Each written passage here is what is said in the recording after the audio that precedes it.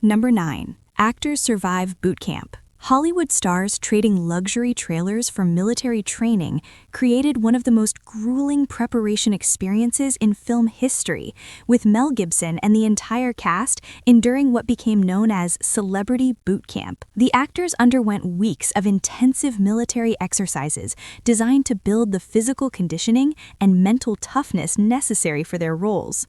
The training included everything from forced marches with full equipment to weapons handling and tactical maneuvers. Gibson, despite his star status, participated fully in every exercise, earning respect from both his fellow actors and the military advisors supervising the program. This shared ordeal created authentic bonds between the cast members that translated directly onto screen.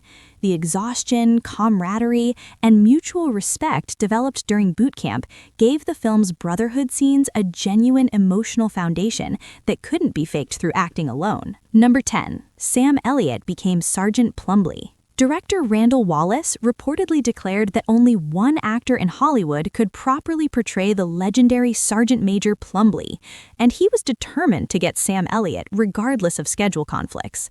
Elliott's naturally commanding presence and distinctive voice made him the perfect choice for the tough-as-nails career soldier who became a legend among the troops. Elliott immersed himself completely in the role, studying Plumbley's mannerisms and adopting his non-nonsense approach to military discipline. He paid attention to tiny, authentic details, from the way Plumbley carried himself to his specific speech patterns and regional accent.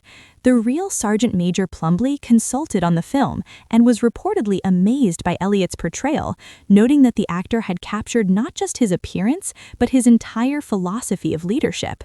Elliott's performance became one of the film's standout elements, with many viewers citing his scenes as the most memorable moments in We Were Soldiers. Number 11. Barry Pepper lived as Galloway. Method acting reached extraordinary levels when Barry Pepper decided to completely embody war correspondent Joe Galloway.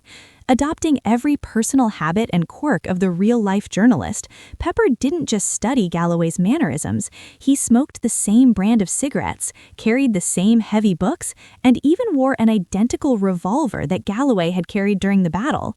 The actor spent countless hours with Galloway himself, learning not just how he moved and spoke, but how he thought and approached dangerous situations.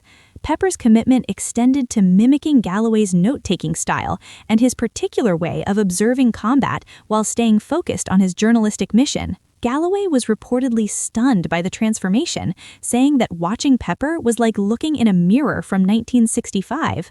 This level of dedication impressed not only the real correspondent, but also veterans who had served alongside Galloway. Number 13. Real veterans played the enemy. Authenticity took an unexpected turn when several Vietnamese extras revealed they had actually fought for the North Vietnamese army during the real battle decades earlier. These former enemy soldiers brought first-hand knowledge of combat tactics and battlefield behavior that no amount of research could replicate. Their presence on set created initially tense but ultimately respectful interactions with American veterans who also appeared in the film.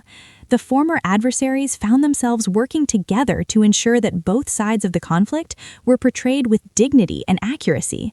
This unique casting decision gave battle scenes an authenticity that extended beyond props and costumes. The real veterans, both American and Vietnamese, helped younger actors understand the intensity and chaos of combat. Number 14. Georgia and Vietnam in California. Creating two distinct worlds required careful location management, with the battle sequences filmed entirely in California, while family scenes were shot at the real Fort Benning in Georgia. This geographical split allowed the production to maintain authenticity for both the combat and domestic portions of the story. The Georgia locations provided genuine military housing and facilities that couldn't be replicated on a Hollywood soundstage. Real military families still lived in the same type of quarters shown in the film, giving the domestic scenes an authentic backdrop that enhanced the emotional impact. This dual location approach meant the cast and crew experienced both the intensity of creating combat scenes and the quieter emotional moments of military family life.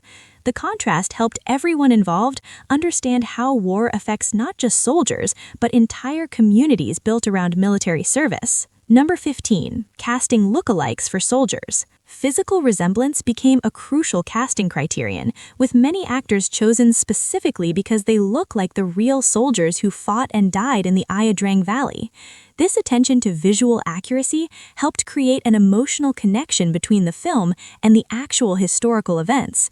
Casting directors worked with photographs and descriptions provided by veterans to find actors who could believably portray specific individuals. The goal was to honor fallen soldiers by ensuring their on-screen representations were as close to reality as possible. Veterans who attended screenings were often moved to see actors who reminded them of lost friends and comrades. This visual authenticity added another layer of respect to the film's portrayal, helping survivors feel that their fallen brothers were being properly remembered. Number 16. Shooting the story in order.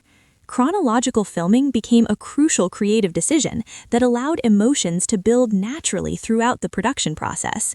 Rather than shooting scenes out of sequence, as most films do, parts of We Were Soldiers were filmed in the order that events actually unfolded during the battle. This approach meant that actors could experience the psychological progression of their characters, from the initial optimism of deployment through the growing exhaustion and trauma of extended combat. The cast didn't have to artificially recreate emotional states, they lived through them as filming progressed. Director Randall Wallace believed this method would create more authentic performances, and many actors later credited the chronological approach with helping them understand their characters' journeys. The natural emotional progression became particularly evident in scenes showing the psychological toll of battle on individual soldiers.